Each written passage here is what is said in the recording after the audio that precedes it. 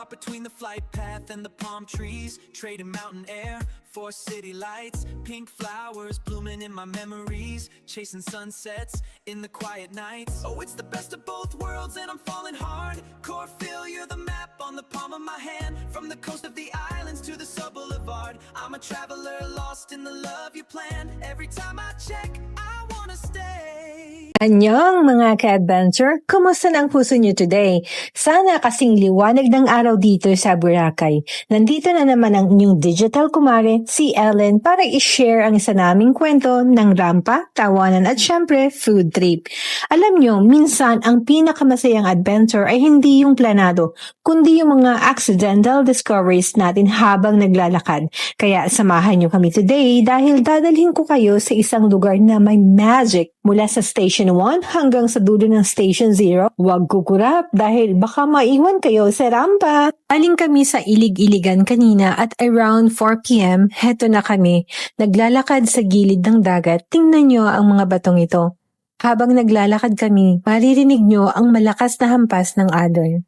Nakaka-hypnotize, diba? Ang sarap sa pakiramdam, wisik ng tubig dagat habang hinahabol namin ang hapon. Pero paalala sa mga gustong sumubok, be careful, ang mga rocks dito ay pwedeng maging madulas lalo na kapag high tide, pero ang kapalit naman ng bawat dahan-dahang hakbang ay ang view na tila isang painting na nabubuhay. Ngayon, naririto na tayo sa Dinawit Beach.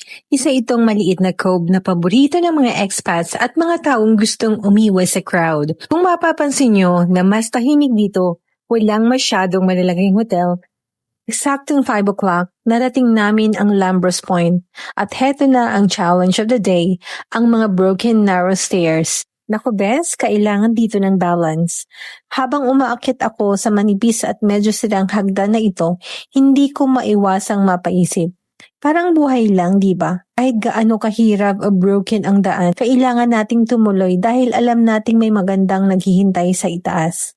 At heto na tayo. And finally, the West Coast Ruin. Habang hawak ko ang camera ko at tinitingnan ang lugar na ito, sa personal, napatigil ako. Hindi ko maipaliwanag ang pakiramdam. I stop for a moment just to feel the presence of this place. Napakaganda. Alam niyo ba, ito ang dating Boracay West Cove Resort na itinayo noong 2007. Tinawag ito ang Santorini of Boracay dahil sa mga puting pader nito. Pero noong 2018, kailangang baklasin ang mga structures dahil itinayo sila sa ibabaw ng natural rocks. Bakit nga ba ito kailangang gibain? Noong 2018, ang West Cove ang naging poster child ng Boracay Rehabilitation. Ang issue dito ay ang paggamit ng cement on coral rocks. Ayon sa DNR, ang mga bato ay bahagi ng forest land at hindi dapat sementohan. Kaya kahit napakaganda ng architecture, kailangang sundin ang batas para mailigtas ang isla. Kaya ang nakikita nyo ngayon ay ang resulta ng pag-demolish sa isang paalala na sa huli, ang kalikasan pa rin ang dapat magwagi. Kung mapapansin nyo, ang bawat sulok ng ruins, hindi siya yung typical na square na building. Ang tawag dito ay cave-inspired design. Sinadya nilang kurba-kurba ang mga pader para magmukhang bahagi ng kuweba ng resort. Noong buo pa ito, bawat balcony dito ay may 180-degree view ng dagat. Ngayon, kahit skeleton na lang, ramdam mo pa rin ang grandeur, yung yaman ng disenyo na dati ay tinatamasa ng mga guests dito. Ang Lambros Point kung nasaan ang ruins ay ang natural na hangganan na naghihiwalay sa Station 1, yung mahabang White Beach at sa mas tahimik na Dinawit Beach.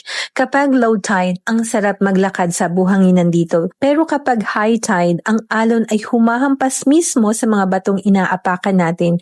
Yung tunog ng alon dito ay mas malakas at mas raw kumpara sa Station 2. Kaya masarap tumambay dito para magmuni-muni lang. Minsan, ang mga viewers natin tatanungin, Bes, hindi ba nakakatakot dyan? In fairness, may haunted charm ang West Coast Ruin. Para siyang set sa mga Hollywood movies na post-apocalyptic. Pero sa halip na multo ang makikita nyo dito, ay ang mga ghost of tourism past. Napaka-peaceful niya sa totoo lang.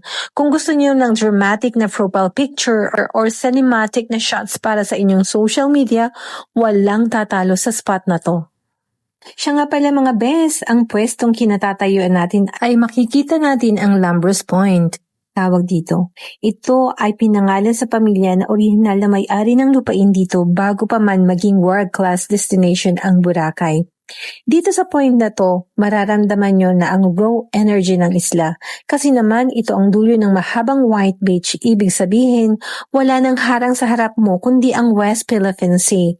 Nung itinayo ang West Cove dito, ang plano talaga ay gawin itong edge of the world experience. Kaya kahit ngayon na ruined na siya, yung feeling na nasa dulo ka ng mundo, nandun pa rin siya. Heto ang tip para sa mga followers nating mahilig sa photography. Sa West Coast Ruin, don't just take photos of the sunset, use the frames. Yung mga butas ng bintana at pinto na naiwan dito, gamitin nyo silang natural frame para sa subject nyo. Ang gandang tingnan ng camera nung contrast ng rough and gray na semento laban sa soft and colorful na langit. Ito yung tinatawag nating wabi-sabi sa design, finding beauty in imperfections. Kaya sa mga ka-adventure nating broken-hearted o may pinagdaraanan, punta lang kayo dito. Ipakita natin sa mundo na kahit may mga bahagi nating ruined, pwede pa rin tayong maging backdrop ng isang napakagandang sunset. Isang malaking aral, nature will always find its way back. Kahit skeleton na lang ang natira. Ang ruins na ito ang nagsisilbing perfect frame para sa sunset. Walang buildings, walang ingay, kayo lang ng dagat. Dito ko naramdaman na ang ganda ay hindi lang sa pagiging perfecto, kundi sa kwentong dala ng mga sugat at pilat ng nakaraan. Para i-celebrate ang napakagandang sunset, diretso kami sa Saboria Kitchen and Lounge. December 23 noon, kaya triple ang saya. May 3 grupo ng Young Filipinos band na nagpi-play. Napakagaling ng ating mga kabataan. Busog na busog kami sa aming order. Beef kare-kare, garlic butter shrimps sa scampi, at margarita pizza. Ang total bill namin ay medyo mahal, 3,102. Anong natutunan natin sa 9-minute na rampa na ito? Na minsan kailangan nating huminto, stop and feel the presence of the moment. Huwag tayong laging magmadali. Gaya ng West Coast Ruin, may mga broken parts din sa buhay nyo ngayon. Pero look at the sunset. It still shines beautifully through the ruins. Sana nag-enjoy kayo sa episode na ito. Please don't forget to subscribe sa aming YouTube at i-follow ang aming Facebook page, Corful Adventure. Muli, ito si Ellen, nagsasabing bawat paglubog ng araw, laging may masayang kwento. Anyong and God bless us all.